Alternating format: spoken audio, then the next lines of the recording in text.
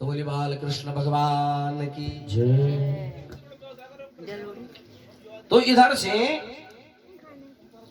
बोले बाल कन्हैया को जब पूतना मौसी ने अंक में लिया, गोद में लिया और अपना विष भरा पयोधर बाल कन्हैया के मुंह में दे दिया।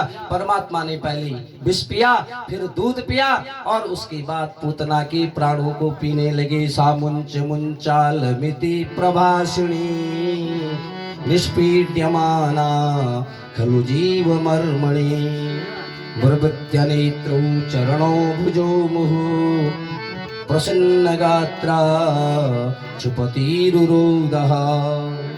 सामुंच मुंचाल, मुंच मुंच हमें छोड़े, मुझे छोड़ो, मुझे छोड़ो। एक बार नहीं कहा बल्कि पूतना ने, बल्कि दो दो बार कहा मुंच मुंच। मानो सुखदेव जी ने तो अर्थ किया कि मानो पूतना परमात्मा से ऐसी प्रार्थना कर रही हो कि इस लोक के लिए भी और परलोक के लिए भी मुझे छोड़ो, कहाँ पहुंचाओ? सीधे बैकुंठ लोक में मुझे पहुंचा दो परमात्मा। बोले बाल कन्हैया लाल की। तो मानो गोलोक धाम जाने के लिए पूतना क्या कर रही हो? प्रार्थना कर रही हो। परमात्मा तो मन ही मन मुस्कुरा रहे हैं। मूढ़ हो यमुना भी जानाती लोको मामजमभ्यम। अज्ञानी पुरुष कह करके मुझे जन्म मरण वाला समझता है, जबकि मैं अजन्मा हूं। तो इधर उसकी चिल्लाहट का बड़ा वेग था महाराज। उसके पृथ्वी ग्रह अंतरिक्ष डगमगाने लगे, प्राण पखेरु उड़ गए और जैसे ही बाहर गिरी उसका जो राक्षसी स्वरूप था वो आ गया महाराज। जैसे इतना बड़ा शरीर था उसका कि उसके गिरते ही 6 कोस की वृक्ष टूट गई महाराज, गिर गए। और बाल कृष्ण पूतना मौसी के वक्षस्थल पर पीड़ा कर रहे हैं। गोपियों ने कृष्ण को उठाया, गोपियों ने उठाया माता यशोदा को, कन्हैया बाल कन्हैया को दिए। तो माताओं का तो एक पुराण और होता है। वेद व्यास जी ने 18 पुराण, 18 महापुराण, 18 पुराण की रचना करी। और मेरी दृष्टि में तो माताओं का भी अपना एक पुराण होता है, उसको क्या बोलते हैं? वात्सल्य पुराण। तो माताओं ने कहा राक्षसी का स्पर्श हो गया बाल कन्हैया पर, गोमूत्र से स्नान करवाना पड़ेगा, गोबर से स्नान करवाना पड़ेगा। तो गोमूत्रेण स्नापयित्वा पुनर्गोरजसार्भकम् रक्षां चक्रुश्च सकृत्ता द्वादशांगेषु नामभिः। बोले गोमूत्र से स्नान करवाया बाल कन्हैया का और गाय की पूंछ से अंगन्यास करने लगी। क्या कि अव्यादजोंग्रि मणिमास स्तवजान वथुरु यज्जोच्युत कटितटम जठरम हयास्यः हृतकेशवस्त्वदुर ईश इनस्तु कंठम विष्णु भुजम मुखमुरु कमरीश्वरक्रम। बोले अभ्यादजोंग्रि मणिमास तब जान वधुरु। अजन्मा परमात्मा हम मेरे बाल कन्हैया के पैरों की रक्षा करें, मणिमान घुटनों की रक्षा करें और यज्ञ नारायण जंघों की रक्षा करें और च्युत कमर की रक्षा करें, हयग्रीव पीठ की रक्षा करें, भगवान केशव हृदय की, उरुक्रम मुख की, ईश वक्ष की और ईश्वर सिर की रक्षा करें। इस प्रकार से गाय की पूंछ से अंगन्यास करने लगे। आज भी विद्वत समाज क्या करता है? अगर बच्चे को नजर लग जाती है तो पूतना मोक्ष का पाठ करते हैं।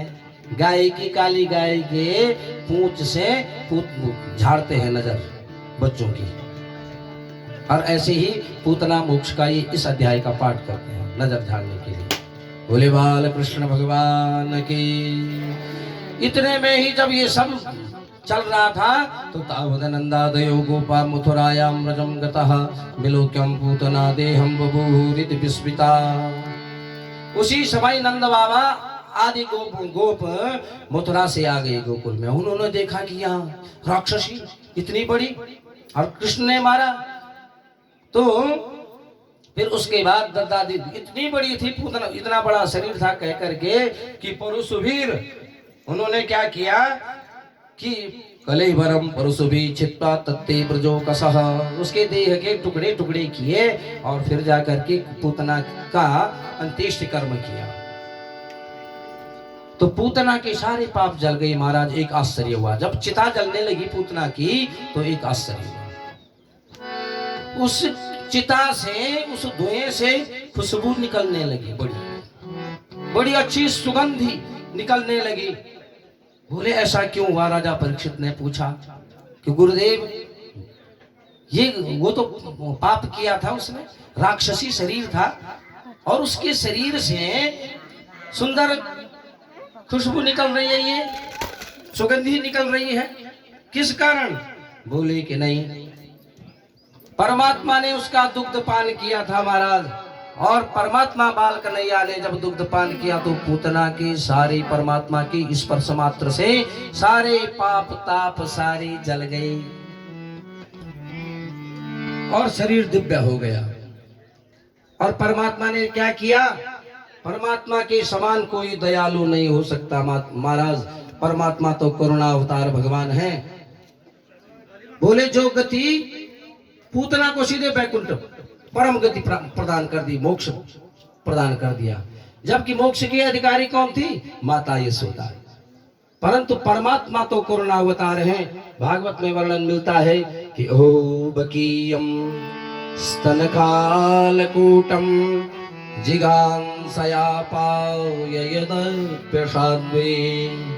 लिभे यतिं धातृचितां ततोऽन्यं कं वा दयालुं शरणं व्रजेमा। बोले कं वा दयालुं, इतना दयालु ऐसा कृपालु कौन हो सकता है भगवान के सिवा, जो शत्रु को भी मोक्ष प्रदान करे। बकीयम स्तनकालकूटम, बकी बकासुर की बहन बकी पूतना आई थी अपने पयोधरों पर कालकूट विष लगा करके, और वो भक्ति करने थोड़ी आई थी बल्कि कन्हैया को मारने के लिए आई थी। परमात्मा ने फिर भी मोक्ष प्रदान कर दिया। साक्षात करुणा अवतार। जो गति यशोदा को मिलनी चाहिए थी, जिस गति की अधिकारिणी माता यशोदा थी, वो गति पूतना मौसी को दे दी।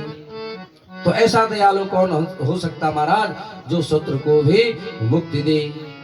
ये हता चक्र धरेण राजन त्रैलोक्यनाथेन जनार्दनेन तीते गता विष्णुपुरी प्रयाता क्रोधोपि देव शबरेण तुल्यः। भगवान का क्रोध भी वरदान के स्वरूप में हो जाता है महाराज। साक्षात करुणावतार। बोले करुणावतार भगवान की, भक्तों के भगवान की, भक्त वत्सल भगवान की। भरी उनकी आँखों मैं है कितनी करुणा, भरी उनकी आँखों करुणा। जाकर सुदामा भिखारी से पूछो। बाबा सुदामा सारी दरिद्रता समाप्त कर दी। भिखारी से गौतम की नारी अहिल्या ठहरती रही, त्रेता की प्रतीक्षा करती रही। करुणावतार ने उद्धार कर दिया। भरी उनकी आँखों मैं है कितनी करुणा, भरी उनकी आँखों में है कितनी करुणा। जाकर सुदामा भिखारी से पूछो। जाकर सुदामा भिखारी से पूछो। करामात क्या उनकी चरणों की रज में, करामात क्या उनकी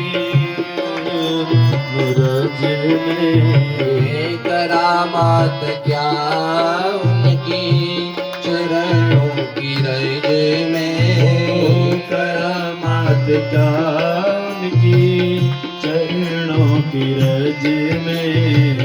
जाकर गौतम की नारी से पूछो। जाकर के गौतम की नारी से पूछो। कृपा कितनी करते हैं शरणागतों पे, कृपा कितनी करते हैं शरणागतों कृपा कितनी करते हैं शरणागतों पे, कृपा कितनी करते हैं शरणागतों पे। बता सकते हैं यदि, बता सकते हैं यदि मिलेंगे विभीषण पतितों को पावन, वो कैसे बनाते वो पतितों को पावन, वो कैसे बनाए।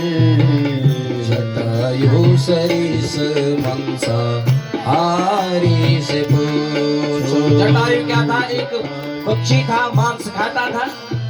और जब परमात्मा का स्पर्श मात्र से, परमात्मा की कृपा से परम मोक्ष का लाभ मिल गया।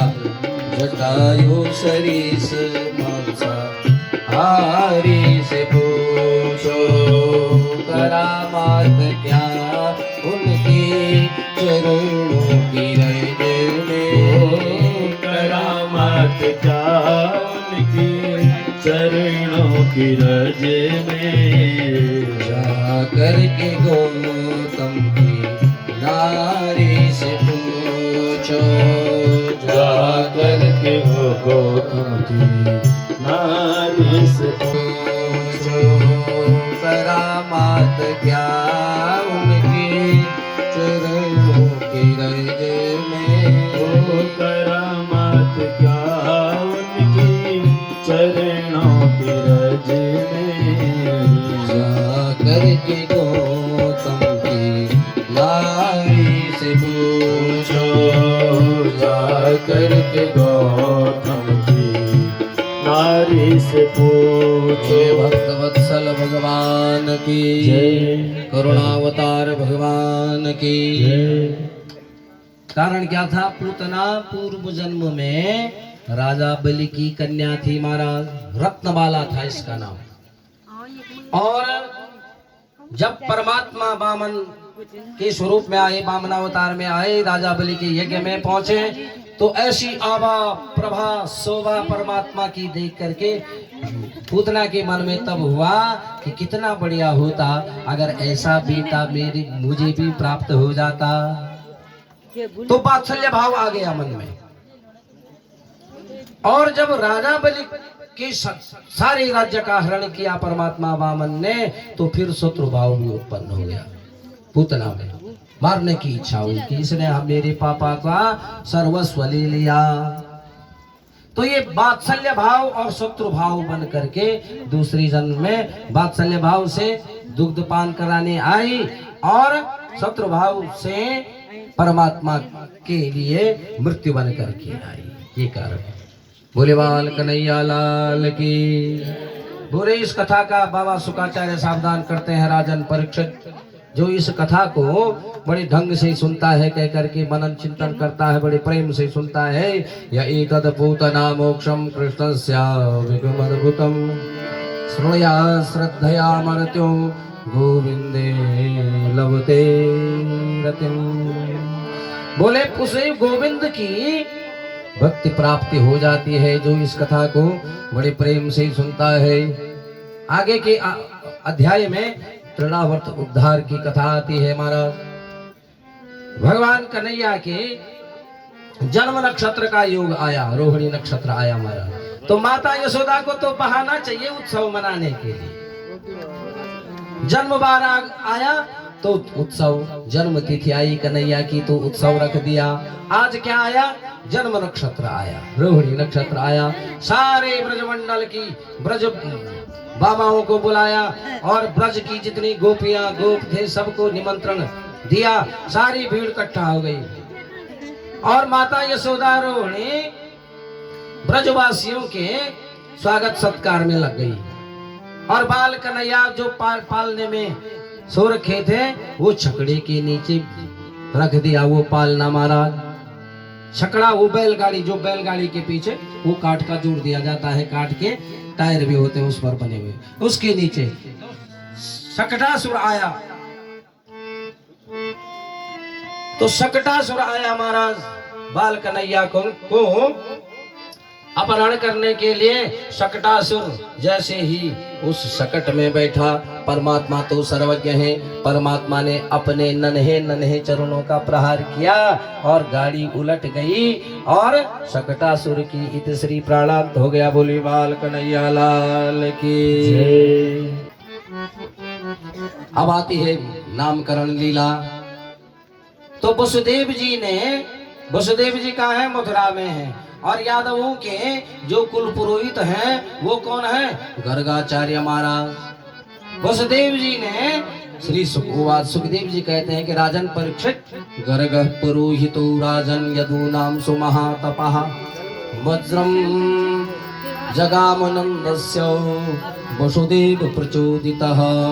वसुदेव प्रचोदितः बोले, वसुदेव जी ने गर्ग महाराज जी को कहा कि आप जाएं गोकुल में और नंद बाबा के यहाँ एक नहीं दो बेटा उत्पन्न हो रखे हैं, दो भी पुत्रों ने जन्म लिया है, आप उनका नामकरण संस्कार करवाएं। तो इधर से वसुदेव जी के कहने से गर्गाचार्य जी नंद बाबा के गोकुल में पधारे।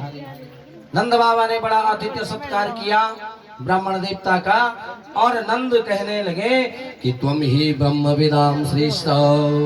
पाद्य गंधक्षत अर्घ्य से पूजन किया ब्राह्मण का और बैठ चौकी पर बिठाया, चरणों में बैठ करके नंद बाबा गर्गाचार्य जी महाराज की वंदना कर रहे हैं कि हे ब्राह्मण देवता, तुम ही ब्रह्म विदाम श्रेष्ठ संस्कारान कर्तुमर्हसि बालयोरनयो नृणाम जन्मनाम ब्राह्मणो गुरु। जन्मनाम ब्राह्मण गुरु बोले, आप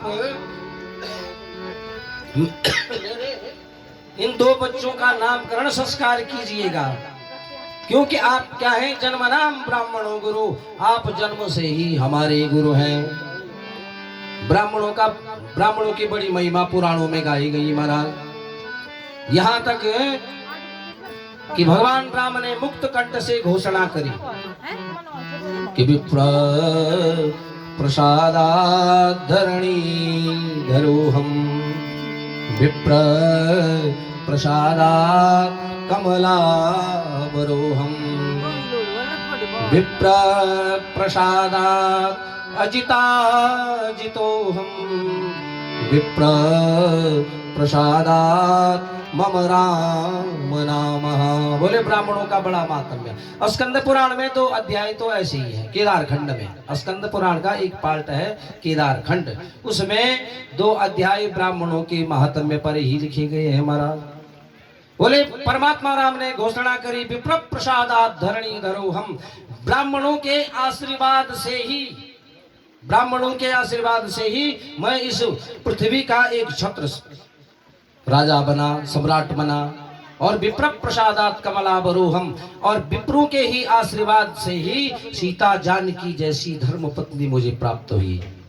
और विप्र प्रसादात् अजिताजितोहम, और ब्राह्मणों के ही आशीर्वाद फलस्वरूप अजिताजितोहम, जिन पर इंद्र वरुण कुबेर यम पवन काल ये विजय प्राप्त नहीं कर पाए, वो रावण जैसे कुंभकर्ण जैसे महारथी, उनका मैंने नाश किया। ये सब ब्राह्मणों के आशीर्वाद से ही संभव हुआ महाराज। और विप्र प्रसादात् मम राम नामः, और भगवान राम कहते हैं कि ब्राह्मणों के ही आशीर्वाद के फलस्वरूप मेरा जो 2 अक्षरों का 2 वर्णों से मिला हुआ जो नाम है राम, उतनी ताकत मुझ में नहीं जितनी ताकत मेरे नाम में है। कल खूब व्याख्या हुई थी नाम की महिमा। तो देवाधीन जगत सर्वं मंत्राधीनम च देवता, ते मंत्रा ब्राह्मणाधीनम तस्मात् ब्राह्मण देवता। बोले ब्राह्मण देव स्वरूप है। बोले क्यों? बोले देवाधीनम जगत सर्वम, ये पूरा संसार, पूरा ब्रह्मांड, पूरी सृष्टि, पूरा खगोल, पूरा भूगोल किसके अधीन है? बोले परमपिता परमात्मा के अधीन है। और वो परमपिता परमात्मा जिसके अधीन पूरा खगोल भूगोल है, वो किसके अधीन है? बोले मंत्राधीनम च देवता, वो परमात्मा मंत्रों के अधीन। और जिन मंत्रों के अधीन जिन मंत्रों के अधीन परमात्मा है कह करके वो मंत्र किसके अधीन है? बोले ते मंत्रा ब्राह्मणाधीनम, वो मंत्र ब्राह्मणों के अधीन। तो तस्मात ब्राह्मण देवता, इसीलिए ब्राह्मण क्या है? देव स्वरूप है महाराज। पर ध्यान देने वाले विप्र, विप्र की जन्म नाम ब्राह्मणों के द्विज, द्विज भी कहा गया ब्राह्मणों को शास्त्रों में। द्विज क्यों कहा गया? द्विज का अर्थ, द्वि का अर्थ क्या है? दो, और जो का अर्थ क्या है? जन्म, जिनके दो जन्म होते हैं। अब दो जन्म तो कैसे? जैसे पक्षी के दो जन्म, दांतों के दो जन्म। दांतों के दो जन्म कैसे? बोले एक दूध के दांत निकलते हैं और वो टूटते हैं, फिर दूसरा जन्म धारण करते हैं दांत, तब पक्के दांत आते हैं। ये द्विजवाणी जिनके दो जन्म, द्विजन्म ना, दो जन्म होते हैं जिनके। और जैसे पक्षी, पक्षी के भी दो जन्म, पहले अंडे की, एक जन्म अंडे के रूप में होता है और दूसरा जन्म पक्षी के रूप में, इसलिए पक्षी को भी द्विज कहा गया है। और ब्राह्मण को भी द्विज कहा गया है। ब्राह्मण के भी दो जन्म होते हैं महाराज।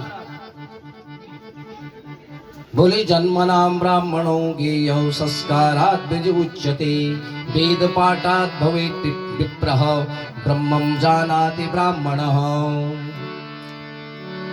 बोले जन्म नाम ब्राह्मणों गेय, जन्म से तो जब जन्म लिया माँ के उदर से तो साधारण ब्राह्मण है वो, अभी द्विज नहीं बना, केवल क्या है? जाति का ब्राह्मण है। और जन्म नाम ब्राह्मणों के यह संस्कारात् द्विज उच्यते, तब उसका संस्कार होता है। कौन सा संस्कार? जब अपने घर को छोड़ करके गुरुकुल में प्रवेश करता है और गुरु के द्वारा उसका उपनयन संस्कार किया जाता है, यज्ञोपवीत संस्कार किया जाता है। देखिए हमारी ऋषि परंपरा में, वैदिक सनातन धर्म की परंपरा में वेद का अधिकार किसका है?